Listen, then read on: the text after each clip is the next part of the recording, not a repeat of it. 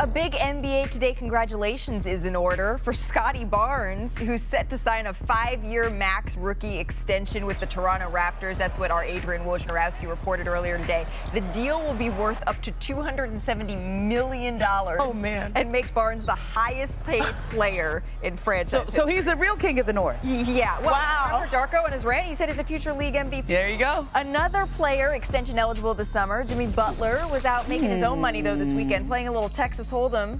Some folks like Neymar, He was Ryan chilling. Garcia. Big chilling. He did double his money. Sunglasses on. Pretty good weekend. Look at that. He said, check out my stacks. So we thought that in honor of Jimmy's big weekend and a suitcase full of money there, we would, come to the poker table. Okay. We're going to play a little Hold'em or Fold'em. Okay. I'm kind of good at this game. Roll through some teams. Are you? Yeah. You have a good poker face? Shark. Okay. I feel like you would be really good at this. We're going to roll through some teams. We're going to decide if we're going to go all in on their star players or whether or not these teams should. So we're going to start with Jimmy Butler, who has just one guaranteed year left on his current deal. So starting on July 7th, he's eligible to sign a 1-year, $59 million extension or void his player option and ink a 2-year, $113 million deal. So let's bring Tim Legler back into the conversation. How should the Heat approach any extension plans for Jimmy Butler here? Should he try to hold on to him or fold and move on? Let's fold. Let's fold. I know that's a big statement, but look, wow. I think, I was sensing something last year from the Heat, and particularly even the way that Pat Riley addressed some of the things Jimmy Butler did when he wasn't playing at the end of the year and making comments about their opponent when he was sitting on the bench in street clothes. I feel like they're at a point where they want Jimmy Butler to prioritize the regular season more than he does. And I think it's reached a point where they're a little bit frustrated with that. And is it time to think about, with Bam Adebayo as a guy that you can put a star next to, is it time to get a guy maybe that's in a little bit more in the prime years of their career that pay a little bit more attention to that regular season, that can also be a reliable playoff performer? Look, I know how great he is in the postseason, but they want more out of Jimmy Butler, and he's been there quite a while now. I don't think this thing's trending in the right direction. Okay, so Tim doesn't think it's trending in the right direction, but you are plugged in on all things all over the league as our senior reporter, Ramona Shelburne. How do you see this playing out? There's actually, you say it's Hold'em or Fold'em. Yeah. No, you can call his bluff here. Oh. All right, that's actually what's happening. I think Jimmy wants to stay in Miami. I think they would like to keep him.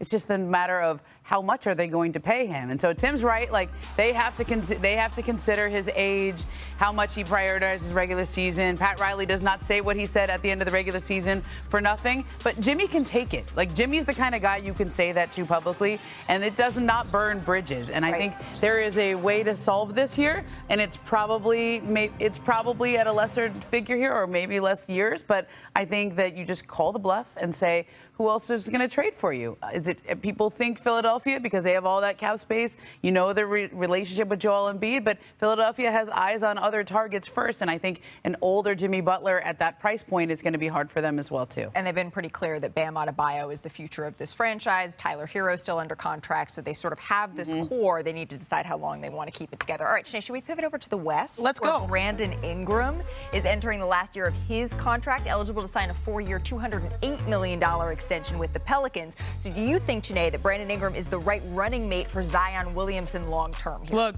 Tim started it. I'm going to have to say fold him. Just because I do see how the way the season ended, and I know he was banged up and it wasn't his best output, but going up against OKC, I think some things got exposed in the sense that we saw Zion's best self, but we did not see B.I.'s best self. We saw the opposite of that. I think it was 12 or 13 points per game at certain stints.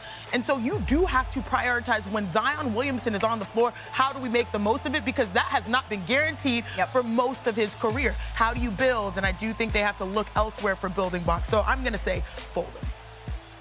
I mean, you can just let this play out. I think he has trade value. You can extend him and then trade him later because he is younger, and I think he has value around the league. So I don't think you necessarily have to say we're done.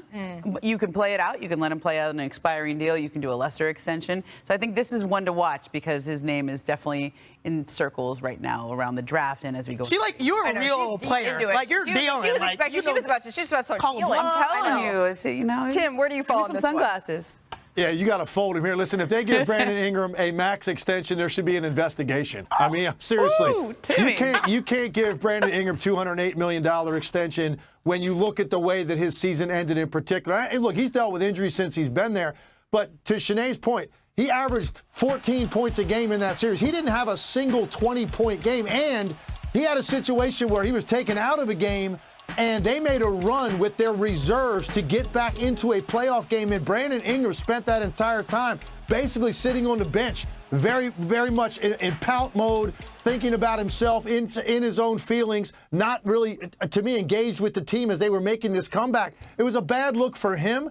And more importantly, his performance was a bad look. So you can't go all in on Brandon Ingram with that kind of money. I think to Ramona's point, if you want to try to move him at some point, look, he could be a valuable piece somewhere else because he can score. But I think what happened at the end of the season in New Orleans, I think precludes them from giving him that kind of an extension. As Ramona said, this is going to be a situation to watch, and so we will.